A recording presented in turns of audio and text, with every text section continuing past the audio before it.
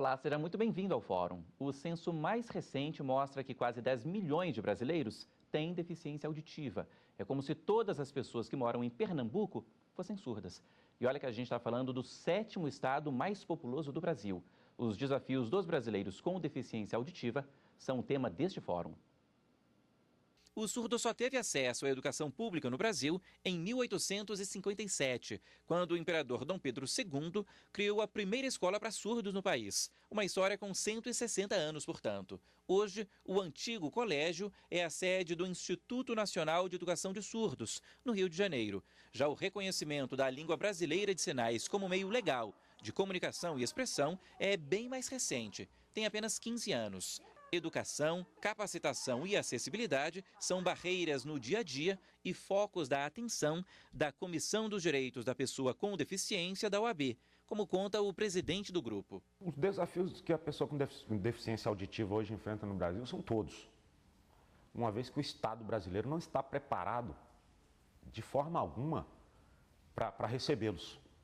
Porque não existe um curso profissionalizante de verdade que os servidores, principalmente públicos, sejam obrigados a fazer para atender a pessoa com deficiência auditiva.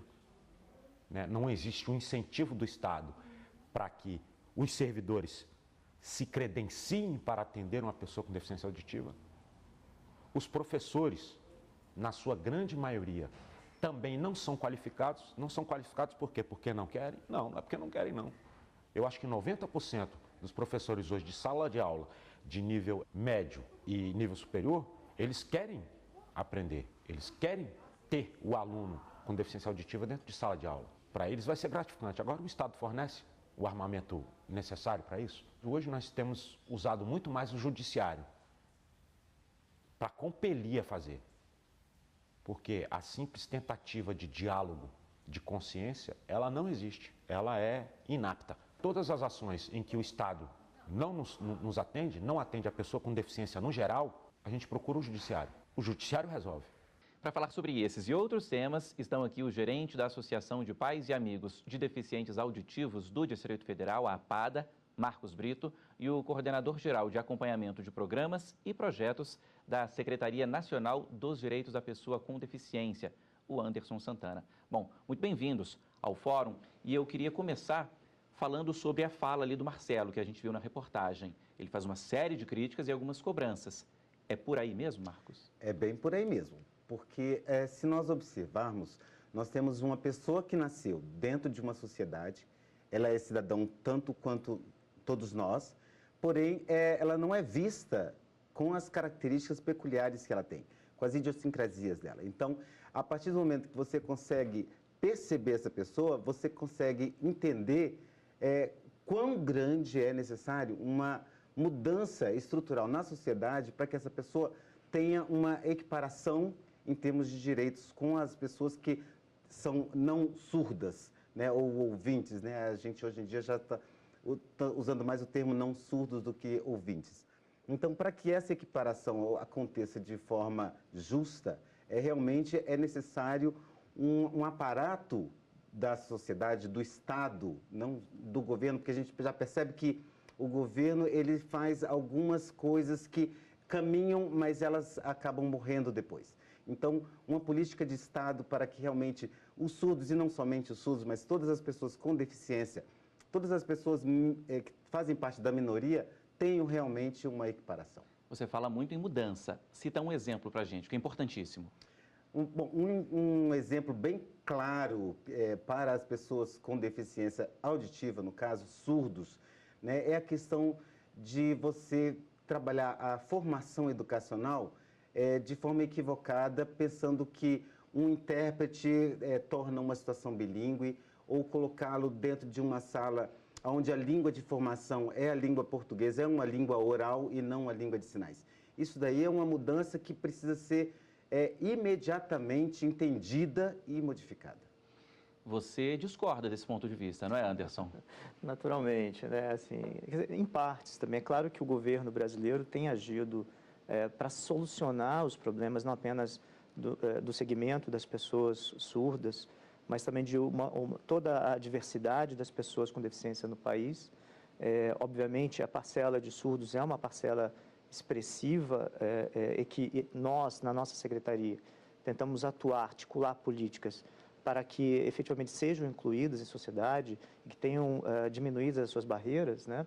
E, obviamente, nós reconhecemos que há alguns desafios, talvez os caminhos escolhidos possam ser otimizados com a ajuda não apenas de vários agentes estatais, agentes públicos, mas principalmente com a ajuda da sociedade civil, né? É muito importante dizer que o governo faz aquilo que está ao seu alcance e tem feito bastante, principalmente nos últimos anos, mas a gente também reconhece que alguns ajustes precisam ser feitos. E isso é um processo que não é estático, né? Essa interação entre o modelo de política pública ideal e o efetivo resultado que ela merece, né?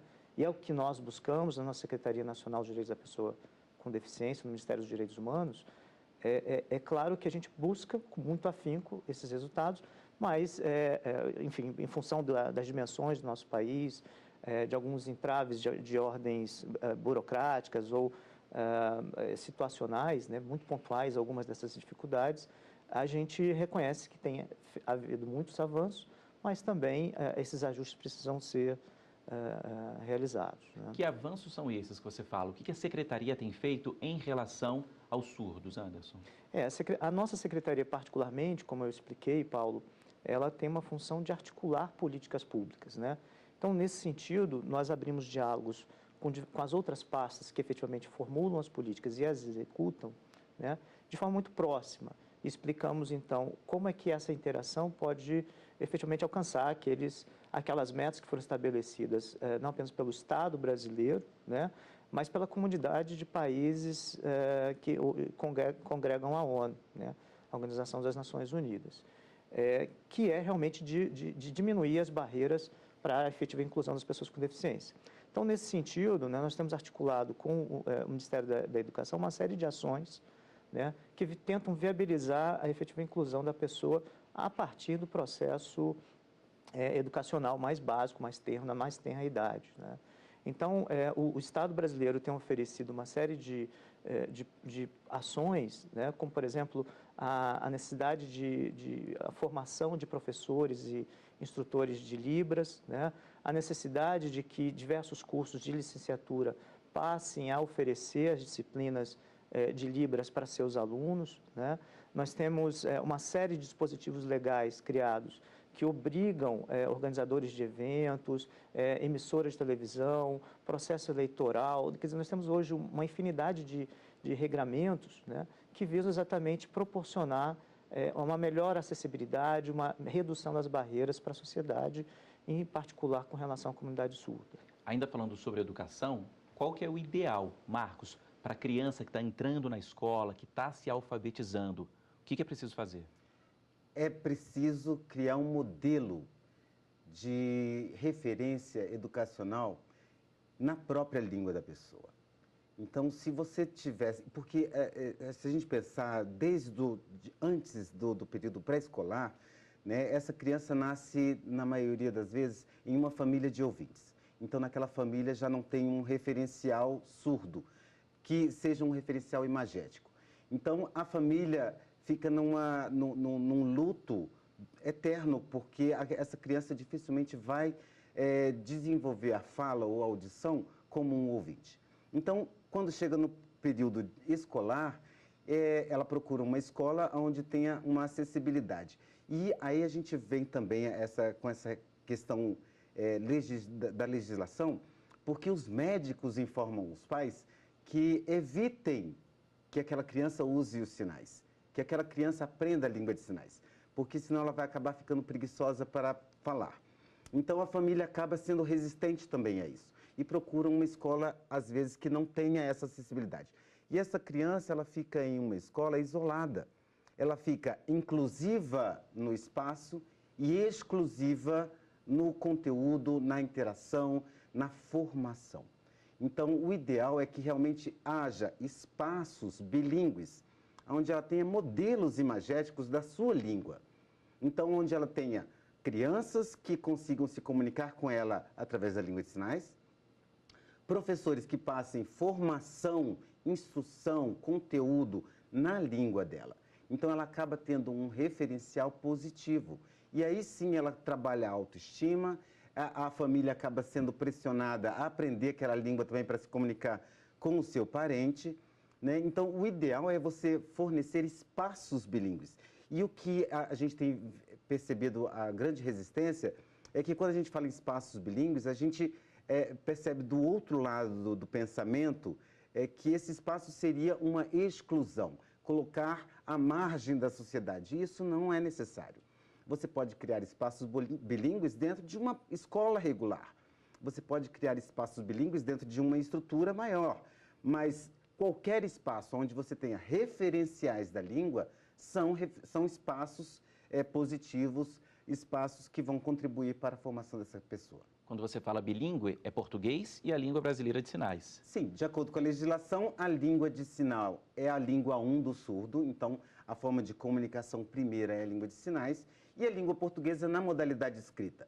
A gente não exclui a oralidade. O surdo, a família que acha interessante que aquela pessoa aprenda a oralizar, aprenda a falar o português, é um mérito. Ela vai ter um ganho com isso. Como eu aprender francês, inglês, alemão, uma outra língua. Isso daí é um mérito. Mas isso não pode ser uma situação forçada onde ele tenha que aprender, né? De acordo com a legislação, ele tem que dominar a língua 1 dele, que seria a língua de sinais, que a gente ainda está num processo muito difícil de conseguir alcançar, mas a gente sonha que isso chegue. E a língua 2 escrita, que seria o português. Que aí também nós temos um outro problema de quem é que vai ensinar o português para este surdo como uma segunda língua. E a gente precisa entender que segunda língua seria uma língua estrangeira, porque ele não vai fazer uma aquisição do português por via auditiva. Então, o que a gente observa muito professores tentando ensinar ou dizendo que estão ensinando português como segunda língua, na mesma visada que ensina para uma pessoa ouvinte. E aí fica muito complicado para o surdo entender como é essa língua portuguesa, que já não é uma língua fácil para nós ouvintes, que dirá para os surdos. Então, nós temos algumas experiências de sucesso, onde o português é ensinado como uma língua estrangeira para surdos. Aqui em Brasília, é o primeiro curso que tem de português brasileiro como segunda língua na Universidade de Brasília, né? E assim, a APADA já fez, juntamente com o MEC, uma difusão nacional a respeito da necessidade de ensinar o português como uma segunda língua. Vou pedir um tempinho aqui para os dois, porque o fórum faz uma rápida pausa, mas volta num minuto. O intervalo é curto, hein? Até já.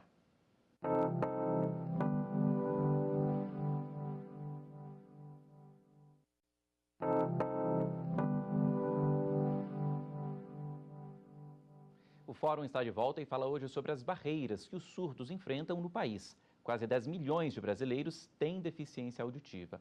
Bom, a gente terminou o bloco anterior falando sobre ensino, capacitação, e eu abro esse segundo bloco também sobre isso. Onde que se ensina a língua brasileira de sinais no Brasil hoje, Anderson? Como é que é o quadro? Nós temos hoje um quadro de universidades públicas, universidades federais, que oferecem o curso presencial, né? Nós temos módulo de ensino à distância, também é um curso EAD à distância, né?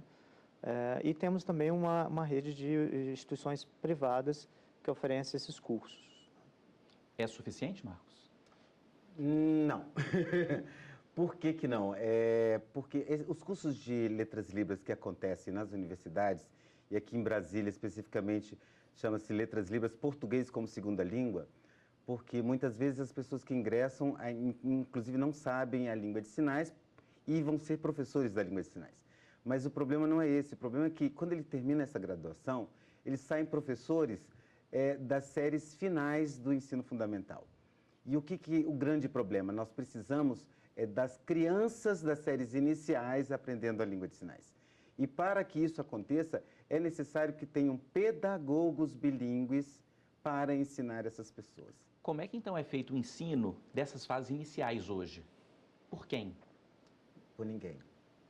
Então, o que nós percebemos é que os surdos menores, né, dessas séries iniciais, existem algumas experiências que acontecem em escolas de projeto, né, onde começa a se ensinar a língua de sinais, em escolas como o INES, por exemplo, mas são pontuais. Né? O que acontece na maioria das vezes é que os surdos... O INES que você fala, que a gente viu ali na reportagem, exatamente, do Rio de Janeiro. Instituto Nacional de Educação de Surdos. Isso, lá no Rio de Janeiro. E alguns outros lugares. Agora, o que acontece em sua grande maioria é que os surdos menores aprendem com os outros surdos. Então, eles entram para a comunidade e aí eles aprendem. E aí acarreta o quê? Que você vai ter uma discrepância muito grande de formação linguística dessas crianças. Então, quando elas crescem, cada uma vai estar num estágio diferenciado, porque não há uma padronização do ensino da língua. Eu queria falar também sobre acessibilidade. Aqui na TV Justiça, por exemplo, desde outubro, o plenário aqui do Supremo Tribunal Federal é transmitido com intérprete de Libras. Isso é fundamental, não é, Anderson? Exatamente. Assim, o que eu falava também, o governo federal, né, e a União, na verdade, tem feito um esforço para aumentar os padrões de acessibilidade nacional. Né? Então, veja que a gente estava falando aqui agora sobre os cursos de Libras português, né? Mas nós também temos também assim, uma série de outras obrigações que acabam incentivando, no médio e no longo prazo, a formação de professores bilíngues de todas as disciplinas. Então, existe a obrigatoriedade, por exemplo, de que os cursos de licenciatura ofereçam pelo menos uma grade de Libras durante a formação desses profissionais. É claro que o modelo ideal, né, digamos, o objetivo maior do Estado brasileiro é de que um dia todos os professores da rede fundamental, rede básica e a rede fundamental de ensino e nível superior também possam oferecer recursos, né, de comunicação também em Libras. Né? Da mesma forma, o governo tem utilizado bastante de recursos de tecnologia assistiva para tentar diminuir essas barreiras. Né? Então, hoje nós temos o programa VLibras, né, de acesso à comunicação, que são janelas, são avatares que são utilizados para facilitar a comunicação da pessoa surda. A pessoa surda pode baixar esse aplicativo gratuitamente no seu computador e com esse recurso, fazer a leitura das informações que são disponibilizadas na internet. Além disso, existe a obrigação de transmissão das informações. Essas obrigações atingem diversas áreas, né, do Estado, inclusive o Poder Judiciário, o processo eleitoral. Então, existe a obrigatoriedade de todos os candidatos, por exemplo, no processo eleitoral, como veremos no próximo ano, né, de que disponibilizem as janelas de comunicação em Libras durante a sua defesa, né, no horário eleitoral. Então, são uma série de medidas, Paulo, que o Estado brasileiro tem feito, sim, e, na medida do possível, tem fiscalizado, né? Sem contar, obviamente, com as outras ações, por exemplo, na área de comunicações. A Anatel editou, em maio do ano passado, o Regulamento Geral de Acessibilidade, que está agora vigiando com uma série de obrigações às operadoras. Me refiro particularmente ao serviço às centrais de intermediação de comunicação, em que as operadoras são obrigadas, tanto no serviço fixo comutado, quanto no serviço de telefonia pessoal, né, a oferecer uma central, um número de uma central, e que a pessoa surda ou aquela que pretende se comunicar com a pessoa surda pode se utilizar. E esse serviço, a pessoa pode tanto escrever mensagens, mandar vídeos ou imagens para essa central e, no outro canal, fazer essa conversão em Libras, sempre quando necessário. Então, esse serviço, por exemplo, ele é extremamente relevante para aumentar o nível de acessibilidade para a comunidade surda, né? Além disso, existem também as iniciativas feitas para montagem de centrais de interpretação de Libras em todo o território nacional, uma parceria entre o governo federal, estados e municípios também nesse sentido, algumas iniciativas também de âmbito estadual e municipal isoladas, mas que também são muito bem sucedidas, tentando diminuir essas barreiras, enfim, viabilizar esses recursos, né? Falando agora da prática, ali, do dia a dia, na televisão, por exemplo, Marcos, acompanhar é importante? É extremamente importante, né? Se você observar que nós, ouvintes ou não surdos, acessamos a informação por diversos canais, né? Os surdos não. Os surdos, a restrição dos canais de meio de comunicação são pífios, são quase nada. Então, quando você tem uma janela de Libras, e aí a gente tem que ressaltar que precisa de ser uma janela de acordo com as normas da ABNT, para que ele consiga ver essa janela, né? Porque não adianta ela estar ali e ele não conseguir visualizar. Pode ser uma janelinha pequenininha. Não dá para enxergar, porque é uma língua tridimensional e ela precisa de espaço para isso. Então, ela precisa de uma normatização. Então, ali ele consegue acessar a informação e saber o que está acontecendo no mundo. Ele não sabe o que acontece dentro de casa, porque não tem comunicação, ele não sabe o que acontece no bairro, ele não sabe o que acontece na escola e ele não sabe o que acontece no mundo. Então, ele precisa de espaços que forneçam essa informação. E a janela de Libras é uma fundamental, né? E os intérpretes, eles lutam para que essa acessibilidade aconteça em todos os órgãos, né? Como o Anderson estava falando, essa central de intermediação é fundamental. Hoje, por exemplo, para você desbloquear um cartão de crédito para surdo, ele tem que pedir um ouvinte para se passar por ele para poder conseguir liberar isso, porque esse telefone comutado que eles colocam não dá, porque você precisa acessar o português para poder conversar com a central de intermediação. E nem todos sabem. Pois é. E aí, essa central de intermediação, a ideia, de acordo com a Anatel, é de colocar intérprete lá. Mas isso já está acontecendo?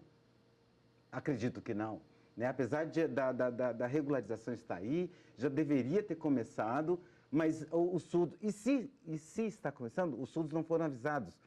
Por exemplo, uma outra questão importante, vai acabar agora em dezembro, né, o período para a pessoa se recadastrar com o BPC. Muitos surdos recebem o benefício. Quem é que informou os surdos de forma acessível que esse prazo está acabando? Então, muitos surdos vão chegar no ano que vem sem BPC, sem saber o que aconteceu, porque a informação não chegou. A gente falava de TV, mas tem a comunicação com o governo, tem cinema, tem internet, é muita coisa. É muita coisa. A gente está imerso em informação e hoje em dia com a tecnologia, você recebe informação por todos os lados. Agora, o surdo, ele recebe muitas imagens que têm informação, mas essa informação não chega. Chegam as imagens. Então, é necessário que haja um intérprete ou uma pessoa que saiba mediar entre o mundo ouvinte e o não ouvinte para que ele tenha informação do que aquela imagem quer dizer. Então, o que acontece hoje é que esse surdo fica 4, 5 horas dentro de uma escola vendo imagens, sem saber o que está acontecendo. Aí tem um intérprete ali em sala. Aquele intérprete auxilia para ele começar a decodificar aquilo, mas ele não consegue assimilar, compreender de forma plena, porque aquele intérprete também não tem competência linguística de todas as áreas do conhecimento. Então, aqui em Brasília, por exemplo, não temos uma instituição que forme intérpretes ainda. A APADA começou com uma turminha de 60 horas para começar e tentar fazer isso. Mas é uma briga grande. Hoje você tem intérpretes, porque a legislação diz que ele precisa ter nível médio. Agora, imagina um intérprete interpretando um doutor surdo numa universidade falando sobre lexicografia, terminografia ou uma área muito específica. Esse intérprete vai conseguir alcançar? Então, é uma luta muito grande de uma categoria que a legislação passou sem um órgão de fiscalização, sem um órgão que organize essa profissão, porque a presidência vetou isso. Então, hoje é um curso de nível técnico, onde não se tem fiscalização dessa área. Então, eu não posso chegar para um intérprete e falar assim, você não deve fazer isso ou deve fazer aquilo, porque não existe. É um grande desafio, né, Anderson? A gente tem conversado aqui, abordou vários aspectos, mas no fim das contas é um grande desafio, tem muita coisa para fazer. Isso é a nossa rotina diária, né? Na nossa secretaria nós lidamos com uma série de demandas e recebemos, inclusive pelos canais de denúncia. Eu queria convidar, inclusive, os ouvintes para usarem o Disque 100, né? E fazerem as suas reclamações obviamente, aquilo que não estiver ao imediato alcance da secretaria serão providenciados as devidas comunicações, né? Então, veja bem que a fiscalização, se a legislação está sendo cumprida ou não, é da própria União, do próprio governo, dos diversos órgãos, dependendo de qual política estejamos falando especificamente, mas também de toda a sociedade e os canais de comunicação para isso.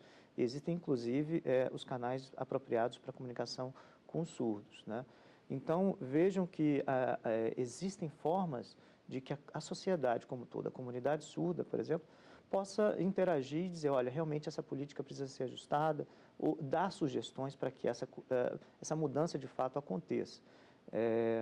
Novamente, né, nós estamos falando de um território absolutamente imenso, né? Um número expressivo de pessoas, e por mais que haja esforço, é claro que sempre há espaço para mais avanços. Então, nós reconhecemos que existe muita coisa a ser feita, mas também não podemos simplesmente mirar, nos focar só nos problemas, mas sim nas conquistas que nós já obtivemos, né? Então, o que eu queria reiterar, né, é que o Estado brasileiro tem feito muito, né, não apenas o Poder Executivo, mas o Poder Legislativo e Judiciário. A questão das obrigatoriedades, por exemplo, de transmissão em diversas formas interativas, né, com o canal de closed caption, com a transcrição de texto das falas, por exemplo. Nós temos a janela de Libras, são obrigações que já existem para o canal aberto, por exemplo, de televisão, mas em uma escala a ser cumprida ao longo do tempo, né? Todo o processo de mudança, Paulo, ele infelizmente carece de um pouco de amadurecimento da própria sociedade, né?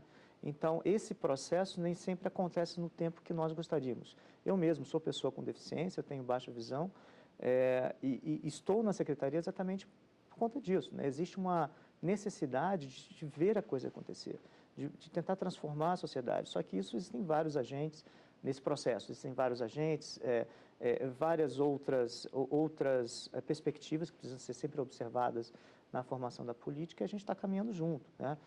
Lembrando também que a Secretaria conta com o Conselho Nacional dos Direitos da Pessoa com Deficiência, o CONAD, e nesse local, né, nós temos a representação da sociedade civil, a APADA tem um assento lá, e nós temos, ou seja, o governo está sempre aberto para ouvir, escutar e aperfeiçoar suas políticas, né? Lembrando também que a União não está isolada nesse processo. Esse caminhar para a melhoria do padrão de qualidade de vida, a melhoria da acessibilidade para toda a população, ela atende não apenas os interesses de cada comunidade, mas de toda a população, até pelo processo natural de envelhecimento.